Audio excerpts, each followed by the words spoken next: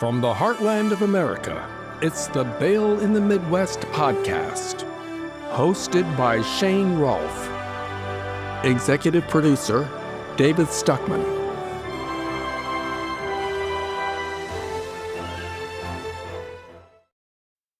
Hello and welcome to the Bail in the Midwest podcast, where we explore a variety of topics related to bail, pretrial release, and the criminal justice system in the Midwest. My name is Shane Rolf. I'm the Executive Vice President of the Kansas Bail Agents Association, and I've worked in this field for the past 39 years. So let's talk about fraud. Ever since Elon Musk was temporarily brought into the administration to operate the Department of Government Efficiency, or DOGE, we've been seeing example after example of government waste and just outright fraud. We've discussed rogue prosecutors on the podcast before and the complex web of NGOs that shift money around and ultimately help fund these progressive prosecutors. There have been allegations that much of that money actually came from government grants issued by agencies like USAID. We've pointed out that a number of anti-bail groups, the Vera Institute, the Pretrial Justice Institute, and others have seen their funding significantly slashed when USAID money was halted. Now, most Americans thought USAID money was going to feed the hungry in Africa or provide medical services to poor areas around the world. But taxpayers certainly didn't think that their tax dollars were being funneled back into political campaigns to let criminals back on the street with no accountability.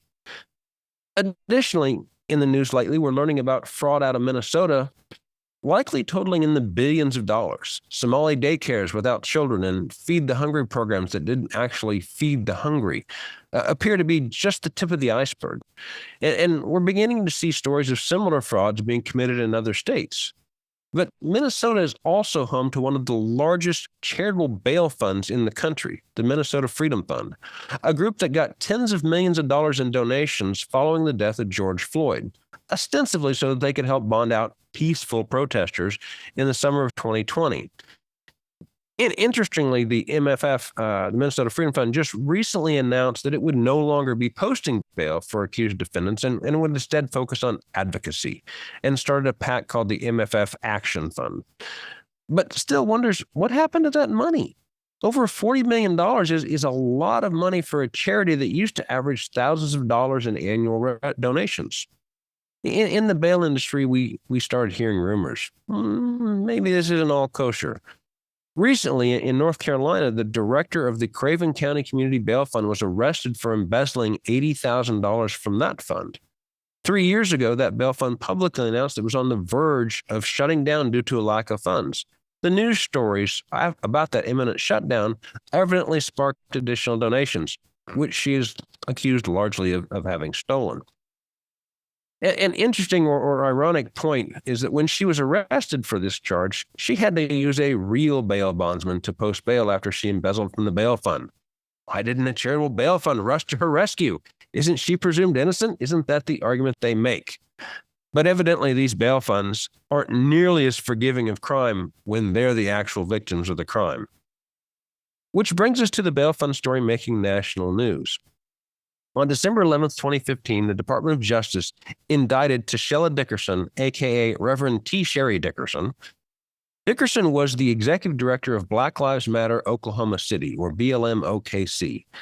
And starting in the late spring of 2020, right about the time George Floyd was killed, BLM-OKC raised $5.6 million, including grants from other national bail funds, including the Community Justice Exchange, the Massachusetts Bail Fund, and our old friends, the Minnesota Freedom Fund.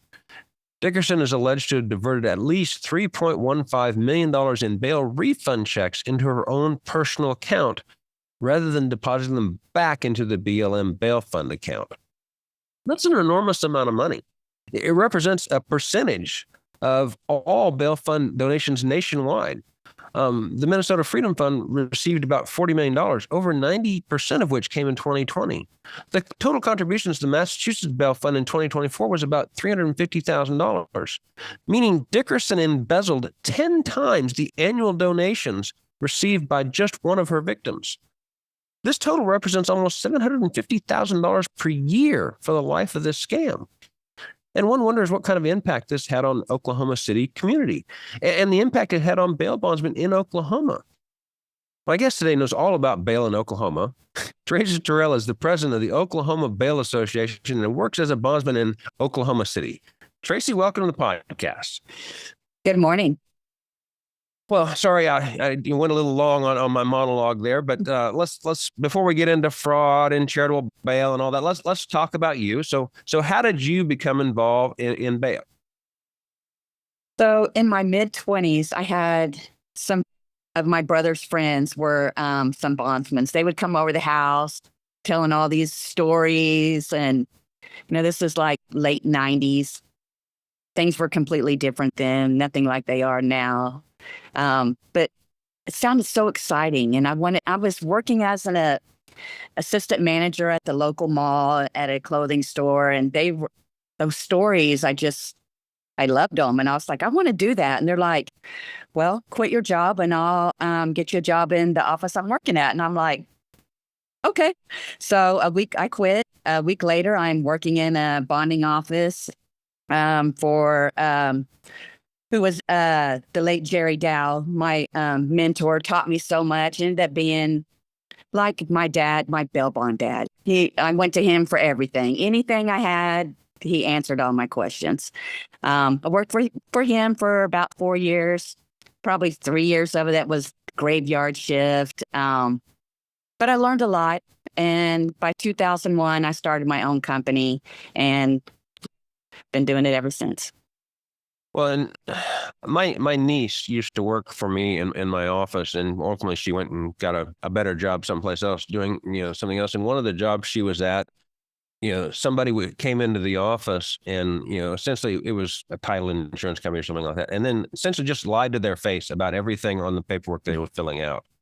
And someone else in the office was like, I've never had anyone just lie to my face like that. And my niece was like, well, I have every day filling out paperwork at the bail bond office. So, when you're thrown into this world, it can be like jumping in the deep end of a pool. It's like, you're exposed to a section of society that you really were never exposed to, some of us, and you're dealing with people in situations that like sometimes you didn't even know existed, and it really there's a pretty steep learning curve on that. But after a while, you catch up with it.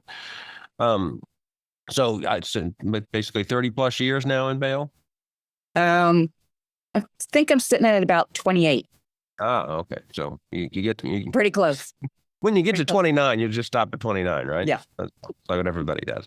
Now, a few episodes, we talked to Lewis Garrison, who supervises bail for the Oklahoma Department of Insurance, and he had great things to say about you.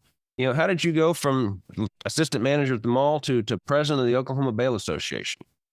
Well, so I went around to, as you know, when you're in this business, you become friends with multiple bondsmen in here. And I would go in, sit in the office, chit chat with them, and then learn certain things from them. And then I would just pick up pieces along the way from different bondsmen. My mentor, Jerry Dow, he was vice president of the OBA when I was working for him. And then later, when I started my own office, I moved down the street and happened to be in the same building on the same floor as Dudley Goolsby, who was our president. And I mentioned to him and the secretary at the time, Gina, that I was interested in getting on the board. And that was around 2014, 2013. And Gina was looking to retire. So I fit right into her spot as secretary, and she retired. The Dudley brought me into the board meeting. The board voted, and I was on the board. And that was 10 years ago. And people don't really think of secretary is not one of the sexy positions in an association. The president, vice president, all the names, but the secretary really gets to see all the ins and outs of everything. They've set up the meetings, they have to talk to people, they have to coordinate all the stuff. And so there's secretary can really be the kind of the glue that holds an association together, depending on the deal. I mean, obviously your people, your leadership people do a good job as well. But so then you start off as secretary and then, just kind of work your way up, or just, okay, my turn. So how did you get to be president? Well, I credit, besides Jerry, Dudley. When Dudley passed, there was a vote to send somebody to PBUS. Right. And Dudley was the one that always went before. And once he passed, I was nominated to go, and they were going to pay for it and everything. And so I went to experience PBUS, and I was with Kathy Geyer, who was our executive director at the time for the OBA. And she'd been going to PBUS with Dudley for years and knew everybody. And she made so many introductions for me and Connie Albritton. And she was like our leader. She introduced us to the different groups, David Stuckman. And I learned a lot from them and built up confidence from going to the conferences. And then I ended up being on their board as well. I'm secretary on the PBS board as well. So between all of that and then other bondsmen coming to me, asking me if I would run for president. And then after pushing and listening to it for a few years, I finally decided, why not? Let's do it. The accidental president. Yeah. You mentioned PBUS and organizations like that. I've taken to going to those a lot more recently. And one of the things, talking to other people from other parts of the country that are in the bail field, it really gives you a connection that you don't really have. Because it's the people in your local area, they're your competitors, and it's great. You can talk to them, and as long as you've got a good relationship, depending on their personalities as well. But you can actually talk to people at these groups, about what's going on in bail, about what's going on in your, and they have similar experiences, and you don't have the whole, well, I've got to be guarded about this because you might use this against me to get this bond down the street the next day. So it really is great to be able to have that exposure and then talk to people that are also in bail around the country. You really don't have a whole lot of sense of camaraderie with anybody else in this field. I mean, you don't have with the lawyers or the police. I mean, you work with everybody, but they don't have the same experiences you do. So it's nice to go to these groups and deal with people that have the same experience. I mean, you talk about stuff as mundane as, well, Yellow Pages advertising back when that was a thing. And you're like, okay, well, what's your experience in this? What works there? What doesn't work? And now we're talking SEO and other things there as far as getting your name out. But being able to talk to those people was really just a nice touch. So before I wax poetically about conferences. So tell us more about OBA, the Oklahoma Bail Association. How many bondsmen do you have in Oklahoma? We have just under, right around 500 in the state. We provide we're the only one that does the pre-licensing. Okay. So to be a bondsman, everybody has to come through our class, which actually we're having one this week, Thursday and Friday. I'll be doing that, teaching in class and just being there, introducing myself, meeting them. Answering any questions. We do that. We also have continuing education. There is another association in our state that does that as well. But we are we have the majority of the bondsmen that come to our class. We put that on once a year. So just once a year, really? Once a year, we have an in-person class, but we do offer online. They can do a video later on after, usually about a month or so after our class, we'll be able to start showing videos, and they can do it online or they can come down to the OBA. We have our own building, come down to our building and watch it right there. Oh, wow. Your own building and everything. That's impressive. In Kansas, we put on five a year. Basically, we've got 4 congressional districts in Kansas, and so the statute that has us put this on, we have to put on at least one class in each congressional district, so people don't have to travel all the way around the state. Because I mean, it can be an 8-hour drive from one side of Kansas to the other side. Everything's going to be in eastern Kansas, and so the western Kansas people are like, wait a second, that's my entire day just getting there. So we basically have one in each congressional district, and then we have one cleanup to, you can come down to Wichita, which is where there's more bondsmen in Wichita than there are anyplace else. But there's a cleanup class there. If you missed your classes before, if you didn't make it to one that was close to you, then you can get down here and finish this off for the year. So I assume that OBA is also involved legislatively? Yes. Yes. We have our own lobbyist. Okay. We try to run some legislation every year. The one we got passed for 2025 is where if you've got somebody in jail, say right here in Oklahoma County, they're here, but they're being held on a warrant out of, say, Payne County. Okay. Our legislation that we've got now that went into effect on November 1st is we don't have to wait for them to be moved to the other county. We can go to that county, post the bond there, and then they'll fax over release to whatever county they're in. So the sheriffs were on board with it. They backed this. It's helpful for everyone. So sure. Yeah, we have what we in Kansas we call that a returnable bond. And so we can write that bond. I mean, like I primarily work in Johnson County, which is on the eastern side of the Cape. But if somebody ends up with a bond in western Kansas, but they're in custody, they get arrested on that warrant in Johnson County, I can post that bond in Johnson County and they will send that bond, return that bond to whatever county, Thomas County, or wherever it is clear out west. And I don't have to be approved in that county. I don't know if Oklahoma has a statewide approval or if it's a district by district or county by county approval. In Kansas, it's a judicial district by judicial district. So there's 31 different districts, and you have to get approved in each one that you're going to write in. And so obviously, I'm not driving 7 hours to go post bond, so I'm not approved in Western Kansas. But based on my approval in Johnson County, I can write that bond if the person's in custody. Now, like we talked the last podcast, we talked to Mike Morrison about that. That can be a real pain. You're not familiar with the way that those other counties work. The person that they have to drive several hundred miles to get to court, and so are they a bigger risk to miss court? And now they're missing court in an area that you're not familiar with how they work. The other association provides the continuing education. Do they do anything legislatively, or are they just basically providing the education, not much else? They have a lobbyist as well. And they run legislation as well. We, I've only been president a few months, so we're trying to bridge the associations back together and work as a team to get more accomplished. They run their legislation. Their president of ABAT, Rusty Roberts. I have a close relationship with him, and we talk back and forth about what legislation OBA wants to run, and they'll say what legislation ABAT. We're trying now to kind of put something together where we can all be all in. ABAT, OBA, and actually the Insurance Commission as well. We're trying to all three come together to try to work on some legislation for next year or this year.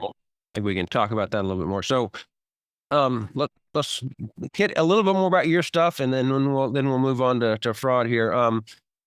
Personal stuff, married, kids. A lot of people don't realize that bail, especially when you first start out, is a 24-hour business. In a lot of bonding companies or bondsmen are basically one-man operations. I assume that at this point in time, since I see you at these conferences, that you have people when you're off doing presidential things. But when you first start off, how did you balance all that stuff? I don't know how I did it, really. Luck, I guess. But my daughter started. I have two of my own kids, and I am married. And my husband brought three with him. Oh. We have one together, so we have 5 kids, 4 grandkids. Grandkids are the best things ever. My daughter works in the office with me a couple of days a week. I have an ex-court clerk that I've hired, and she's in the office with me too. Makes me able to be able to go to the conferences and to do presidential things as well, having their help. So when we were both at that ABC conference, on my way back home, my connecting flight was canceled, and I got stuck in Dallas. So I'm sitting there and, got out of New Orleans, and then Dallas, I finally got there and sat there for like 3 or 4 hours. And they're like, oh, by the way, all your flights are canceled and you can't get anything else for 2 days. And so I just rented a car and just drove back. So at that point in time, I saw a little bit of Oklahoma, but basically only the parts that were about 100 yards away from I-35 as I drove north on that. Kind of tell us a little bit about Oklahoma. One of the things I remember, my wife and I went there several years ago to buy some miniature donkeys from somebody, and And what really struck me, and this is just weird, but you get into Oklahoma and suddenly all the gravel roads turn red. And so I don't know if that's just one particular area of Oklahoma or if that's like where the Red River gets its name. But tell us a little bit about Oklahoma. Well, we have, I-35 and I-40, so we get a lot of out-of-state people traveling through. Right. And that gets us a lot of trafficking types of charges. But with Oklahoma, we're a lot of Native Americans. We just opened the new Native American Hotel, Okana, just opened. It's like a resort. It's also right there next to the Native American Museum. It's got a big water park. It's all family oriented. So we're hoping to draw a lot of people there for that. Of course, we've got the Thunder, national champions, build a new arena for them. That's our major things. Football, Sooners, Cowboys. A lot of oil money in Oklahoma too, right? Did they Yes. pay for all that stuff? So basically Oklahoma City and Tulsa, I guess, are your two large population centers. Yeah. I'm sure there's some other ones there as well, but those are the two biggies. I think Oklahoma City is the largest city in the country in terms of land mass, as far as however many square miles it's got. I think I read someplace it was the largest city in the country. Yeah, because it's so spread out. Yes. Right. So, I mean, is that something the police have a difficult time patrolling, or do they manage to, connect all that? And well, this is basically just a rural area, so I don't only need, a couple of officers controlling this large area and lots of people more in the central area of town. Yes, that's correct. We also, the Highway Patrol has helped out with a lot of, like on the highways and the interstates and everything, but they have recently did cutbacks, and so our sheriffs and city police departments are having to step up and start patrolling those more than what they used to as well. Well, that's, I guess, not good, in what No. sense, just as far as crime goes. Oh, well, let's talk about fraud here before we let this get away from us. So you work in Oklahoma City. That's where your office is, right? Yes. Okay, so I mean, granted, you're responsible for bail bondsmen the whole state, as a president, but your own office is there in Oklahoma. So, did you ever cross paths with this Tashella Dickerson, who's charged with stealing this $3 million? I've never met her. I've seen her on TV. Yeah, don't even think I've even seen her in person. No, I don't think I have. So, I mean, would you normally, see other bondsmen or people that were posting bond in that capacity? I mean, I don't know. A lot of times you might do things remotely, in an area you have to physically be at the jail, so you'll see other bondsmen there at the jail posting bond. Yes, we physically have to go to the jail to post our bonds. I never ran into her there. Of course, I run into bondsmen there every day. We also bondsmen show up to arraignments, and we're there with our clients. Right. Never saw her there. So she wasn't basically following up on anything. It was just, we'll just post this bond. So before we get too much more into her, are there other charitable bail funds in Oklahoma? I know that the Bail Project is typically refers a lot to Oklahoma, but are there other groups that are involved in charitable bail, basically posting full cash bonds for people for no charge? Well, we have Bail Project. They do bonds here, and in Tulsa. We also have a group, Team. It's TEEM. They were first pretty small, but have went in to speak with our county commissioners, and our county commissioners have closed our conditional bond, which was the county run conditional bond where they would give like ORs and things like that. Now Team is taking over that. And the guy that runs that is Chris Steele, who used to be Speaker of the House years ago. He's running Team. They're just getting like OR bonds. They're doing programs now. They're even doing some ankle monitoring. they're really doing quite a bit. Who pays for that? That would be the taxpayers. Okay, so that is basically a pretrial release program. What it sounds to me is like it's a pretrial release program. It's a private program that then has the county or wherever it is has contracted with. Is that? Yes, that's correct. Yes. I don't know about that. That I know that you have a lot of. I mean, I'm usually all for privatizing, on those things, but. You've seen a lot of abuse in like what they refer to as private probation contractors, basically where you have, some private company that handles probation. And so a lot of what you get is how do we squeeze money out of you? So, I mean, are there any reports back from this team group that actually, how well they're performing? I mean, it can be difficult if you have someone who's somewhat politically powerful who's running those things, but I mean, do they have to report their numbers? Is there any oversight there for that? They say there is. We have several bondsmen that do research on some of the groups, and they've been researching Team.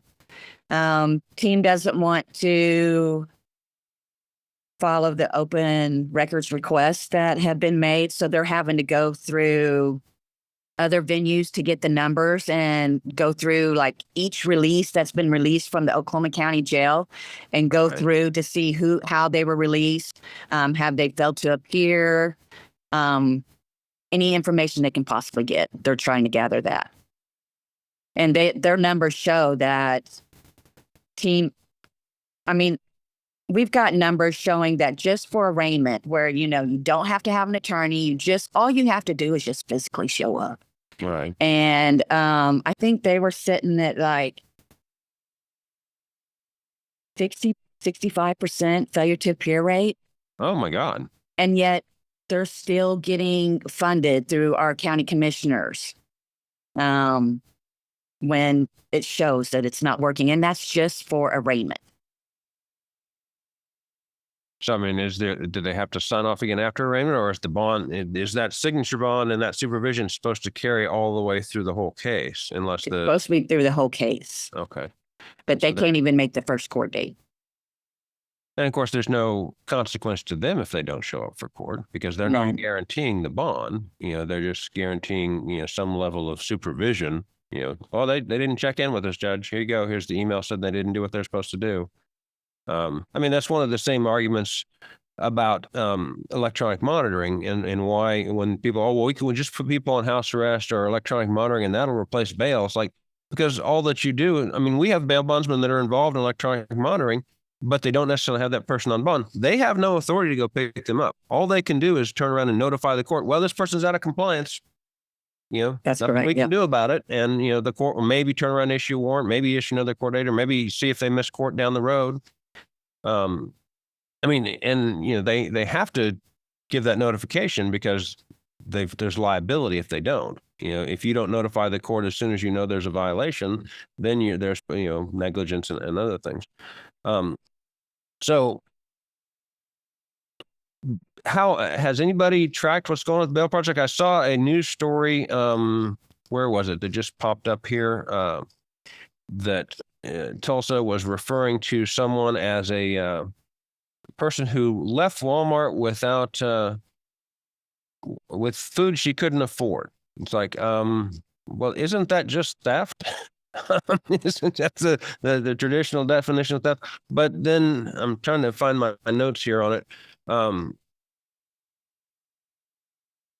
Well, let's go back to bail fund. So the indictment I read through the indictment here on Miss Dickerson, and there's some stuff on there that's really wild. The indictment says she posted $4.5 million in bonds in just July of 2020. That seems like an incredibly high dollar amount to put. I mean, I have no idea what your average bonds are in Oklahoma, but one of the indictments shows here that she withdrew $800,000 in cashier's checks on July 2nd of 2020 to post bail on behalf of 3 criminal defendants. that's over $250,000 per bond. What's a typical bond in Oklahoma City? Is it, $2,500 or $250,000? The 3,000. Okay, so if you have typical. if you have a $250,000 bond, the odds are you're charged with something pretty serious, correct? Correct. And then the other thing in the indictment it showed, and then it was what they withdrew $2.7 million later on to post 11 cash bails. So I mean, again, you're in the $250,000 bail range. It's like, so that's not getting out, low-level nonviolent offenders. That's, that are just being abused by the system like they're claiming. That indictment shows that, you're bonding out serious criminals. Yeah. So I also looked in trying to prepare for this, that I looked at one individual. She had posted 2 $500,000 bonds on, and that person failed to appear, and she lost that $1 million. Well, but somebody else's money, so what does she care? Right. Yeah. Easy come, easy go. But I think that happened to be when it was right in, when everything was at a head. We had a lot of protesting. They had tried to destroy a bondsman's office, and the judge had given them a $500,000 bond for that case. And I think there was 2 of them that individual had those cases that he had caught, and the judge felt it should be with the initials IAO that's in the indictment, probably. Yes, that would be the initials. That's correct. All right. Okay. And so that person is charged with trying to burn down a bail bonds office? Yes. And of course, then she rushes out to post $1 million worth of bond. Did they ever catch the guy later on, or is he still in the wind? Oh no, he's been caught. Oh, okay, all right. He's already been sentenced and everything with that, and caught more charges since. Naturally. Yeah. So I mean, because part of the issue with this was that we're not bonding out serious criminals. But I noticed that on the Oklahoma Bail Association Facebook page, you just posted, or whoever runs your social media account posted an article from Law Enforcement Today that talked about the Bail Project. Basically, the article says a nonprofit organization dedicated to the social justice concept of abolishing the cash bail system has reportedly spent over $91 million in funds to help post bond for criminal defendants since its inception. And the nonprofit has fallen under scrutiny due to some of the individuals that they have bailed out who went on to either be accused or convicted of murder while on bond. And so they're saying that, essentially they've posted $91 million in bonds during this stretch of time that they've been active. But Ms. Dickerson was responsible for posting $4.5 million in 1 month, which, what is that? That's 5% of the total cash that they've posted forever. And then, so, and I guess so the deal on her was that people would show up for court, and the court would then refund those cash bonds, which is generally that's the whole concept of the charitable bail. Well, they'll post a cash bond. That person will make their court appearances because they don't really need to post bonds. So they'll make all their court appearances, and that money will be refunded. And then the charitable bail fund can then use that money to post bond for some other, falsely accused or put upon person that's in the criminal justice system. But in her case, she was getting this money back, and simply depositing that into her own personal account and recording those as losses on the BLM, and the people that provided money for her. Oh no, we lost that money, and so now that's where she gets the actual theft, and then all the multiple counts of wire fraud that are involved in that. So, has Oklahoma taken any steps to try and limit charitable bail funds following this? I mean, has the legislature looked at this?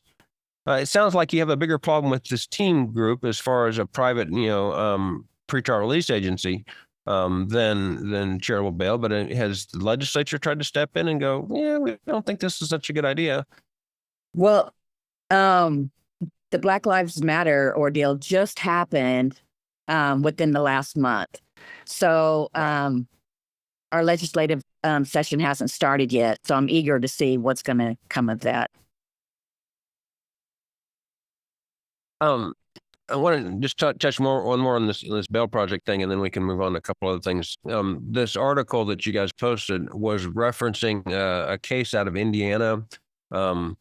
What the defendant's last name was Allen. I forget his first name. It started with a D. Charged with some sort of drug possession charge or a burglary or something like that. His bond was initially set at $15,000. But the judge lowered it to $5,000 on December 8th. The bail project then provided the money to post that bond. And 5 days after he was released from jail, the defendant was arrested for being accused of murdering someone named McComas. Now, the thing that really strikes me about this is there's a quote in there that says, 2 family members told Fox News Digital that they had told the bail project that Allen shouldn't be released because he would continue to reoffend and needs professional help or to remain incarcerated. The group ignored their warnings, they said. So that's a quote from the story. But I think that's really indicative of why bail works and charitable bail doesn't. Can you maybe expand on that a little bit? Well, I agree with you. When you're working with a bondsman, you're working with the family. The family knows that individual, knows if they need to be released to back to society, or whether they need to stay in jail, maybe dry out, or get into a program or something like that. Whereas charitable bail is going in there blindly and just, I met with the Bail Project, and they said that they do look at their history of failing to appear and try to see if they're going to make it to court or not. And then that's how they decide if they're going to post the bond or not. But if you're just going in there posting bonds on individuals and know nothing about them, then you're not going to know if they're going to get out and kill somebody else, or what their plan is, or what they've been up to. Have they, they've been out there on a binge, a drinking binge or a drug binge or something like that. Whereas we're with the family, we know what they need. They tell us what they need so that we can point them in the direction of a rehab or, a different counseling or something, a detox place. Where, we're with the family. We develop that relationship with the family members or the friends, whomever's coming to us to get that release. Well, the other thing that I see happen a lot is the person in jail will call us, and we'll go through, okay, who do you have that can help you out? You have friends, family members, coworkers. I can call somebody for you, but who is it you want me to call? And, okay, we'll call this person. Well, do they know you're in jail? Or, am I cold calling them? Because, I hate to be the bearer of bad news on this stuff. When I call them and go, hey, by the way, Bob's in jail. I don't want to come off as like some scam artist, but hey, and so do we know that do they know you're here?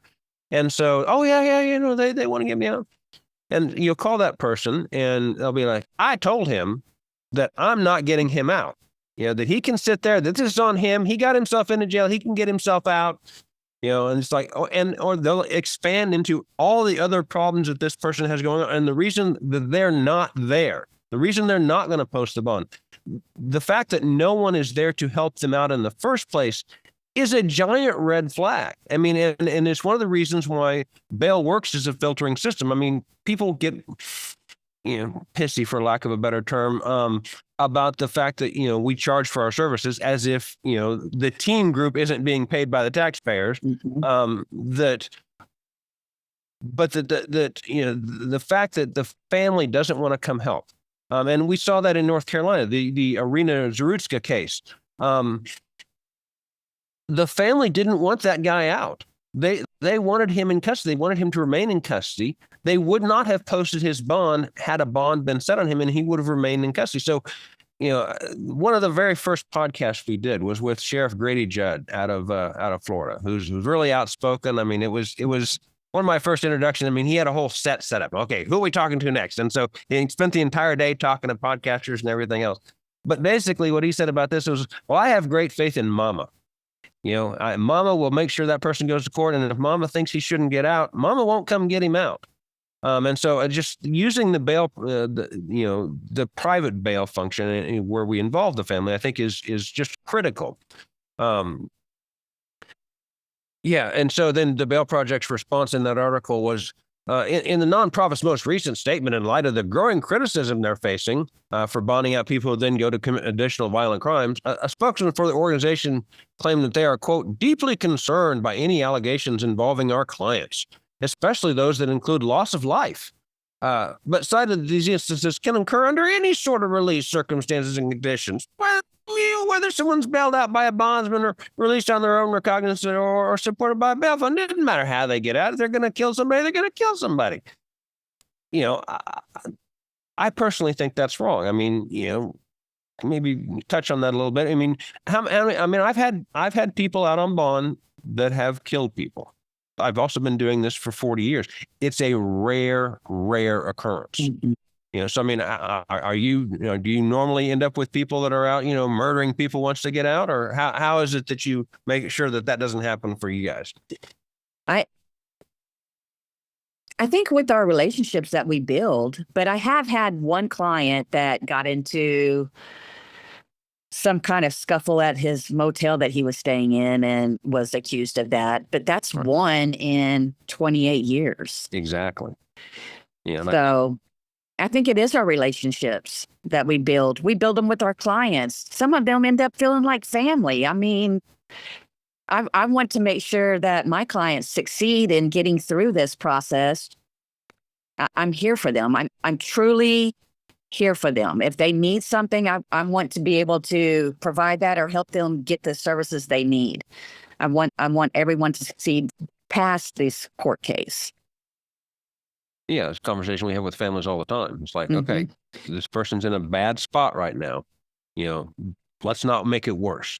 Right. Let's not go out and create additional problems. I mean, a lot of times in domestic violence issues, the first thing they want to do is pick up the phone or go over, and it's like, and you really got to impress upon them, you can't have contact with this person. All that's going to do is end you up back in jail. I always tell the story about, the alleged victim, and these are just male female things. It's like, if she texts you and says, baby, it's okay. I dropped all these charges. Come on over. And, I've had countless clients. Oh, well, she said everything was fine. And he gets there and, the police are waiting for him.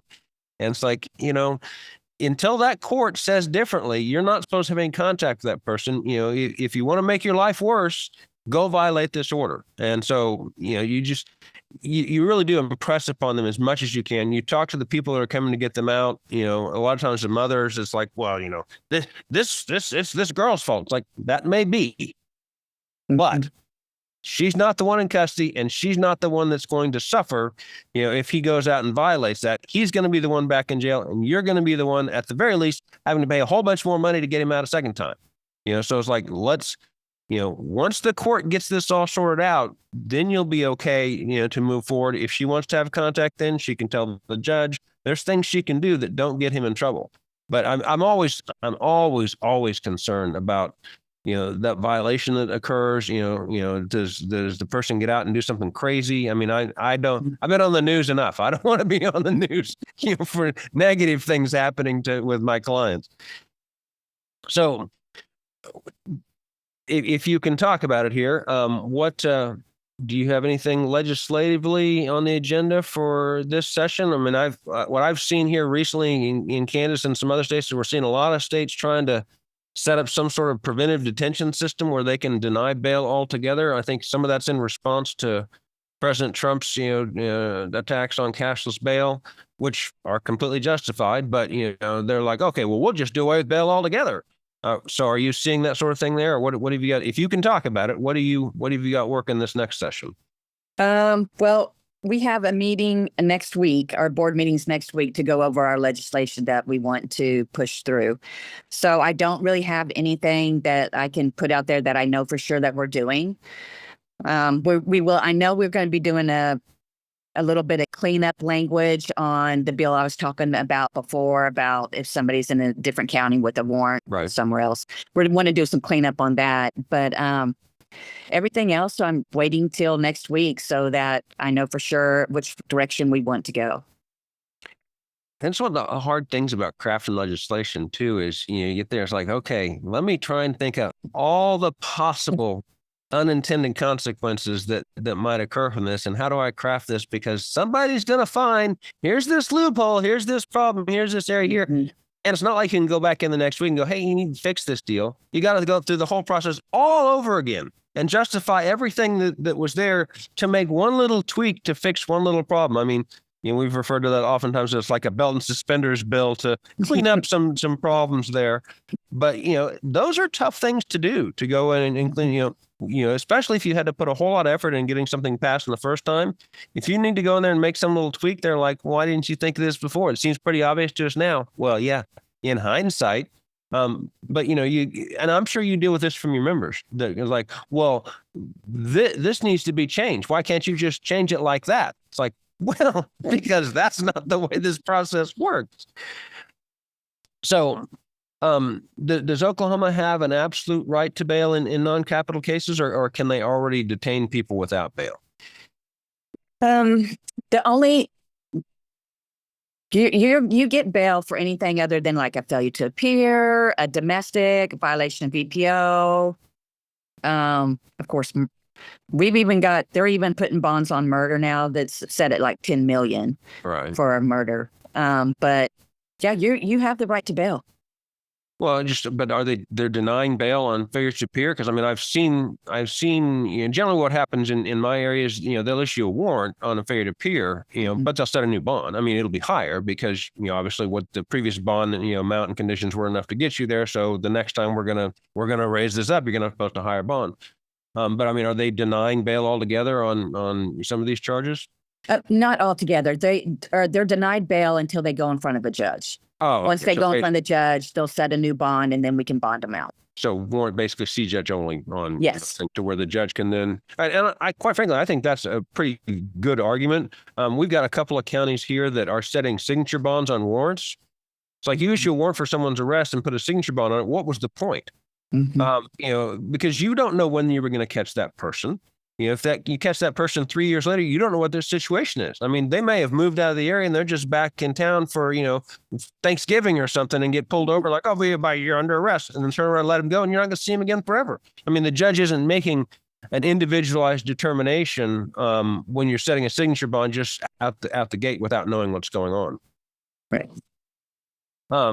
So one other thing here. Now, a few years ago, there was a move in the Oklahoma legislature to basically do away with bail altogether. Can you kind of walk us through that? What was the bill behind that? That was 252. Okay. And that basically would have taken us out. We fought extremely hard. There was a group of us from the OBA and a bunch of our members that went up there. And then the ABAT Association also was there with their lobbyist. And it took all of us to get that beat. And we only beat it by 4 votes. My heart has never pounded so hard as sitting there counting those votes. And I'm sure you could see it coming out of my chest. It sure felt like it. But never prayed so hard. I just knew, it's like, we have to do this. We have to beat this. And we did, barely, but it made a lot of people look more into bail. Like they may not have had their own idea of what we were about, and this kind of changed it a little bit with talking with us, all of us being in there. I mean, there was a whole group of us just traveling from office to office in the Capitol, trying to get this, talk to whoever we can, with our own individual reps. Just there's so many lobbyists against us, and we had 2 lobbyists, ours and ABAT, that were just busting their tail to get it done. Well, what really scared me about that, watching from the next state over, was, Oklahoma is a really red state, and here over the last 10 or 15 years, all of the attacks on bail have come from the left. So I mean, you see the Californias and the New Jerseys and the New Yorks letting everybody go. But those are, and we all look at this in our smug way from these red supermajority states and go, well, that's not going to happen here because that's just all those crazy liberals. But that's where was this attack coming in? Because this seemed like this was an attack coming from the right. So I mean, where who was supporting this, and how did this even come to begin an issue in some place like Oklahoma? So our two major counties, Oklahoma and Tulsa, have gone a little purple. The rest of the state is red for the majority of it.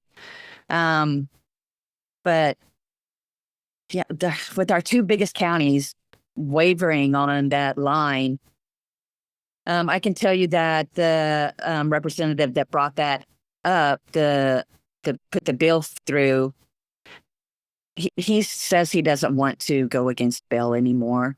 I don't think. I'm just trying to remember. It was, it's been several years ago. It's been a few years ago, right? But he's more on our side now. And I think he didn't realize maybe what extent that was going to do. I'm just trying to. Well, I remember everything. I remember in during that same period of time, there were some groups coming out of ALEC that were Mark Levine had written an article, like empty roads and bursting jails or something like that basically was lamenting that, even though crime was low, these jails were full, without really putting the equation that the reason crime was low was because these jails were full. But that was more or less an attack coming from the right. And so I think he was with Texas Public Policy, then, and they've since cut ties with him and gone, a different direction. But he's still out there. He was just on NPR here 3 weeks ago, talking about bail and how terrible bail was. So I didn't know if maybe those normally the attacks we see from the right on bail, because bail, people forget bail's sort of a centrist, a moderate idea. There's the left is like let everybody go, and the right's like lock everybody up. And bail's in the middle is like, well, we need to have some balance on all this stuff. I mean, people are presumed innocent. We need to have some balance here. And so what we're seeing, and we saw like in Tennessee, we saw, okay, now we want to take away bail from certain people because, too many people are getting out. Even though a lot of those people were getting out were coming from the left side, rather than just take us back to where we were, the system that was working in the first place. Now we want to go swing fully the other way and lock more people up. I just didn't know that, because that was what scared me when I was watching Oklahoma. It's like, this really does seem like it's more, left and right together, both attacking bail for whatever reason. So, I mean, but you guys were able to successfully fight it off. I mean, until you've actually done it and gone down and sat down with some legislator that you're talking to and realized that they have no idea how bail works at all. And they're just like, okay, well, this is what this guy said. And they think there's something else going on. And you try and walk them through how the process works and how you work that process. And they're like, oh, well, that sounds like a pretty good idea. That sounds like a good system. Yes, it is. But they don't know. They're seeing stuff on TV and nothing else. So, well, I don't want to keep you all day. So what does the future hold for Tracey Terrell? Are you have 20 more years as president of the Oklahoma Association, or are you gonna take your big old Oklahoma Bail Association salary and retire to someplace in the if only that paid. Exactly. It's more about, I think it doesn't pay me, but I feel like I pay it. The money comes out of my pocket to the OBA, not the OBA coming out of their pocket. But I hope. I mean, I'm new. I'm the new president. I don't know how long I will be president. I guess however long the membership wants me to, and my family will let me, because it does take a lot of time away from my family. But absolutely. I'm kind of lucky there because my kids are grown, but I do have those grandkids that I want to hang out and play with all the time. So I have that. But I just want to help protect bail, keep this profession going, and I want to keep fighting for bail. That's my goal. Just keep fighting so that my family can take over this business if they want it eventually. Well, and like somebody said once upon a time, bail works. It does work. It lowers crime. It guarantees appearance. It does what it's supposed to do. And when you get away from bail, you see these huge increases of crime. And there's some back and forth as to whether or not crime is going up or down right now. I think what you're seeing in victimization studies is crime is going up, but in reporting studies, crime is going down, which basically means people aren't reporting crimes. If people are claiming they're victims of crime, but they didn't make a police report, those are tied to more lenient release policies. I think that's a guarantee. Anyway, so sounds like you have a plate in front of you that you have to work on this session, figure out what you're going to do and what the problems are. Sounds to me like this charitable bail fund might be something the legislature is interested in taking a look at, just because it's in the news. Couldn't be worse time for that as far as the charitable bail funds are concerned. Mm-hmm. But it may be something that Oklahoma can take a look at, since they're right there at literally, over 5% of all the national money has basically been embezzled, by this one person. Right. It's like, so, and I think just like we're seeing with this Somali fraud in Minnesota, we haven't seen the end of this. I mean, there's so many of these little small bail funds that are getting Minnesota Freedom Fund and Bail Project send this money out to all these small funds to post them. I have a hard time believing that that's all just going to post bond for people. I mean, even if they're doing it properly and calling it administrative fees, I just have to feel that there's probably some issues there. Because, I know how much money bail bondsmen make, and for the most part, nobody's getting, fat, rich, and happy off the deal. I mean, it's a, there's a lot of competition, and, you're looking over, like you said, $3,000 bonds. So anyway, it sounds like you definitely have your work cut out for you. I really do appreciate you taking the time to talk to us. I really want to get more people. I mean, it's the Bail in Midwest, so I want to get more people in the Midwest Plains area kind of talk about this stuff. So I know we've been playing footsie on this for a while, so I'm glad you're able to come on and come on the podcast. I really do appreciate it, Tracey. I appreciate you having me. We would like to thank our guest, Tracey Terrell, for taking the time to talk to us today. It's always great to hear from people on the ground, working in the field. I would definitely suggest going to the Oklahoma Bail Association Facebook page or visit their actual website, okbondassociation.com.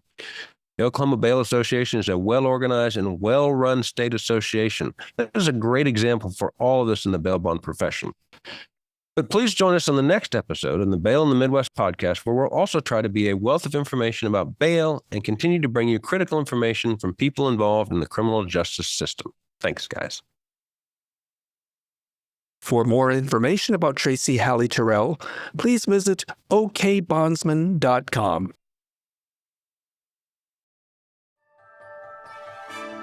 Join us again next time for the Bail in the Midwest podcast, hosted by Shane Rolf and executive produced by David Stuckman.